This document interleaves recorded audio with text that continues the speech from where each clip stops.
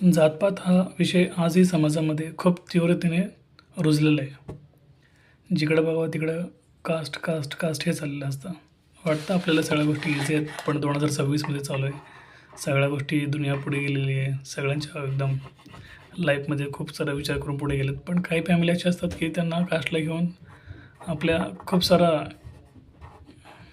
Positive negative I don't know विचार असतो. प्रेमामध्ये एखाद्या कपलला किती मेंटली कितपत त्रास द्यावा हेही त्यांना कधी कळत नाही किंवा त्या लेवलच्या पुढे जातात.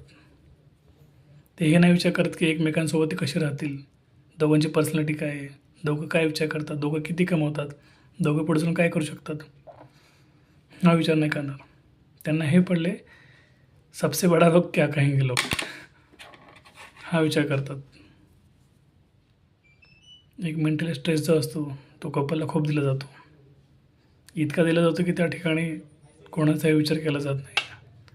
आणि अशा ठिकाणी अशा मोमेंटला ना कुठला मित्र, ना कुठली मैत्रीण, ना कुठले नातेवाईक कोणीही सपोर्ट करत नाही मित्रांनो. त्या ठिकाणी दोघांना स्ट्रगल करावं लागते.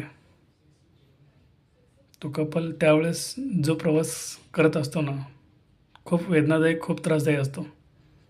ज्यांनी फेस केले, ज्यांनी प्रेम जिंकले त्यांना माहीत असेल याचं.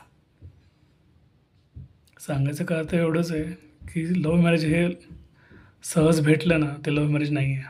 त्यासाठी खूप हार्डवर्क आहे, खूप वेदना, खूप त्रास सहन करावा लागतो. बाकीचे आहे ते तुमचं मॅनिफेस्ट वगैरे फॅमिलीला समजवण्यापर्यंत आहे. आणि फॅमिली ॲक्सेप्ट करेपर्यंत तोपर्यंत वेट करणं. तोपर्यंत जो काळ आहे तोपर्यंत जो टाईम वेस्ट आहे सगळा खूप खूप वेदनादायक एकदम. ज्यांनी प्रेम केलं, ज्यांनी जिंकले त्यांना हे वेदना माहीत असतील. बस.